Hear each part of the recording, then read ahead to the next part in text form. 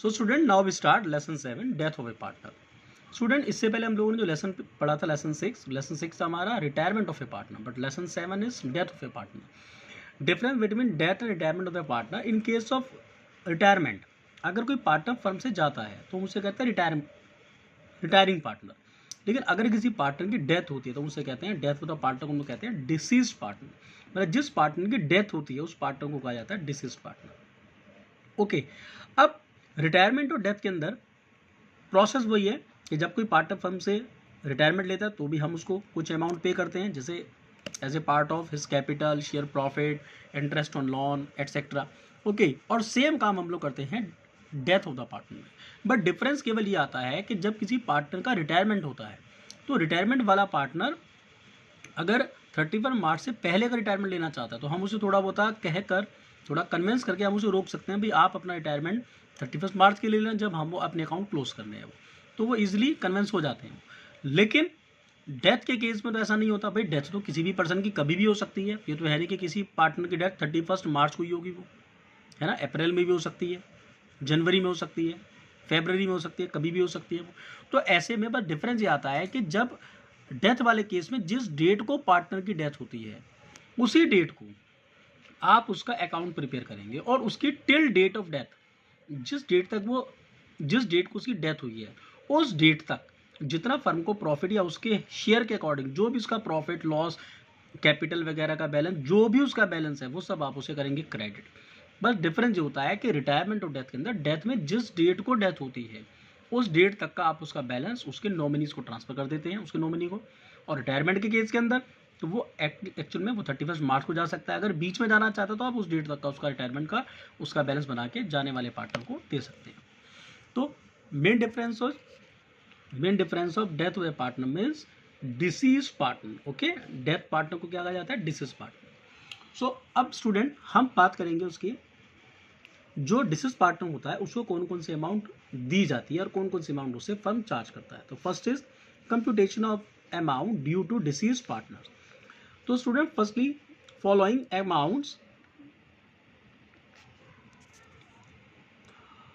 Amounts are credited to his capital account. जो उसकी capital account में आप उसे करेंगे क्रेडिट। क्या करेंगे, देखिए सिंपल स्टूडेंट, सिंपल है, जैसे आप लोगों ने वहाँ किया था रिटायरमेंट में, सेम वही चीज़ है।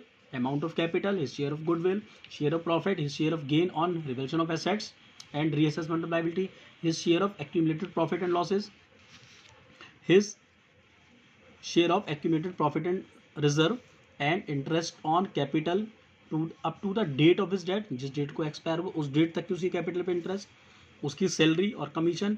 अगर उसने फर्म को कोई लोन दिया हुआ है, एडवांस या कोई लोन दिया हुआ है given by him with interest, तो हम उस पार्टनर के जो नॉमिनी है हम उसको वो पूरा लोन वापस करती है फर्म, और प्लस उस लोन के ऊपर इंटरेस्ट वापस करती है। And following amounts are debited to his capital account. अब क्या क्या उसके कैपिटल से डेबिट किया जाएगा, हिज शेयर ऑफ लॉस। अगर उसकी फर्म को लॉस हो गया, उनकी फर्म को, तो लॉस उसके शेयर का लॉस उसके कैपिटल से डेबिट किया जाएगा। His share of loss on revaluation of assets and reassessment of liabilities, उसको कर दिया जाएगा debit. His share of accumulated losses, अगर जो भी लॉसेज है वो डेबिट किए जाते हैं। जब प्रॉफिट को हम लोग कर सकते हैं क्रेडिट, ओके जीरा, तो हम लॉस को करते हैं हम लोग डेबिट। नेक्स्ट इज उसकी ड्राइंग डेबिट की जाती है, आप पहले से जानते हैं। Interest on drawing and advance और loan taken by him with interest. अगर उसने फर्म से कोई लोन लिया हुआ है तो उस लोन को उसकी कैपिटल से डेबिट किया जाएगा विद इंटरेस्ट। स्टूडेंट ये सारे काम हम लोगों ने करे हैं जो हम लोगों ने रिटायरमेंट का काम किया था, बट डिफरेंस है वहाँ रिटायरमेंट था और यहाँ पर आपका डेथ है। अब इसी वाली इन्फॉर्मेशन को हम लोग अकाउंट की फॉर्म में देखते हैं। अकाउंट की फॉर्म के अंदर ये आपके, इसके लिए हम लोग एक बनाते हैं डिसीज पार्टनर्स कैपिटल अकाउंट। जो भी पार्टनर की डेथ हो रही है तो आप उसका अकाउंट बनाते हैं डिसीज पार्टनर कैपिटल अकाउंट। वो कैसे बनता है, सेम है, debit side and credit side. जो पार्टनर्स को दिया जाएगा वो क्रेडिट, और जो पार्टनर से फर्म चार्ज करेगी डेबिट। जैसे बाय बैलेंस ब्रॉड में जो उसके पास कैपिटल का बैलेंस है वो दिया जाएगा। अगर उनके पास करंट अकाउंट है, okay, credit balance of current account वो दिया जाता है। Loan by partner, profit and loss suspense account. यहाँ पर एक वर्ड मैं आप बता दूँ, यहाँ पर एक वर्ड है profit and loss suspense account. तो सस्पेंस अकाउंट का मतलब ये होता है कि share in profit for current year till date of death. मतलब जिस डेट को उसकी डेथ हुई है उस डेट तक का, भाई आप तो अकाउंट बनाते हैं 31 मार्च में, मान के चलिए अगर कोई पार्टनर सपोज करिए दिसंबर में एक्सपायर हो गया, 1 दिसंबर पे कोई पार्टनर एक्सपायर हो गया तो 1 दिसंबर को ही आपको पूरे अकाउंट्स अपने बनाने पड़ेंगे, है ना। रिवॉल्यूशन अकाउंट बनाएंगे, पार्टनर्स कैपिटल अकाउंट बनाएंगे। तो 1 दिसंबर तक टिल डेट ऑफ डेथ तक जितना फर्म को प्रॉफिट होता है उसे कहते हैं profit and loss suspense account, ठीक है। जो 31 मार्च में बनता है वो तो सिंपल प्रॉफिट एंड लॉस हो गया, लेकिन जो 31 मार्च से पहले अगर आप किसी कंडीशन में बनाते हैं प्रॉफिट, तो दैट इज, तो उस प्रॉफिट को कहा जाता है profit and loss suspense account. तो change in profit for the okay current year till date of death. Next revolution account, उसका जो शेयर आएगा वो एक्यूमुलेटेड प्रॉफिट है वो उसको दिया जाता है, इंटरेस्ट ऑन कैपिटल दिया जाएगा और सैलरी दी जाती है। अब क्या क्या भाई उसके अकाउंट से चार्ज किया जाता है। अगर करंट अकाउंट का डेबिट बैलेंस है, क्रेडिट है तो उधर, डेबिट है तो उधर, to loan to the partner, okay. Revaluation account अगर कोई लॉस है, शेयर इन एक्यूमुलेटेड लॉसेज है, अगर प्रॉफिट है तो यहाँ, लॉस है तो यहाँ पर ड्राइंग्स डेबिट की जाती है, interest on drawing, profit and loss suspense account वही चीज़ यहाँ पर, अगर गेन होता है तो इधर और लॉस होता है तो यहाँ पर। Goodwill, share in existing goodwill return of, अगर आपके फंड के अंदर पहले से कोई गुडविल है तो आप जानते हैं उस गुडविल को क्या किया जाता है, पार्टनर्स की कैपिटल में डेबिट किया जाता है, उसे राइट ऑफ कर लेते ना पार्टनर, तो यहाँ पर वो गुडविल आप लोगों की रिटर्न ऑफ हो जाएगी।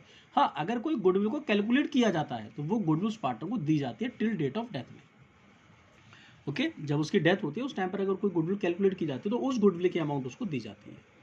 एंड नेक्स्ट इज लास्ट में स्टूडेंट हम निकालते हैं इसका बैलेंस। अगर क्रेडिट साइड उसका ज़्यादा है, डेबिट साइड उसका कम है, तो उसका बैलेंस आ जाएगा, और ये बैलेंस हम to deceased partners executor account के नाम से लिखा जाता है।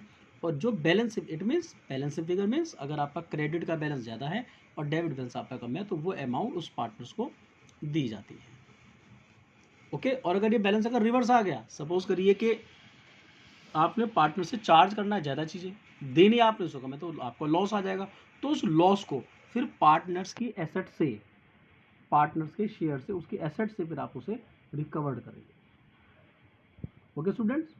उसके लिए चाहे अगर आपके पास उसको कोई और ऑप्शन होता है, कोई और एसेट्स होती है, कोई प्रोविजन है, उस तरीके से फिर आप पार्टनर्स की उस लॉस की रिकवरी फिर आप उस तरीके से वहाँ से कर सकते हैं, ओके स्टूडेंट, क्लियर। तो उस तरीके से हम लोगों ने यहाँ पर ये देखा कि डेथ ऑफ द पार्टनर्स में इसी फॉर्म को हम लोगों ने ये अकाउंट के फॉर्म में देख लिया, ओके स्टूडेंट्स। अब हम करते हैं इस टॉपिक के न्यूमेरिकल।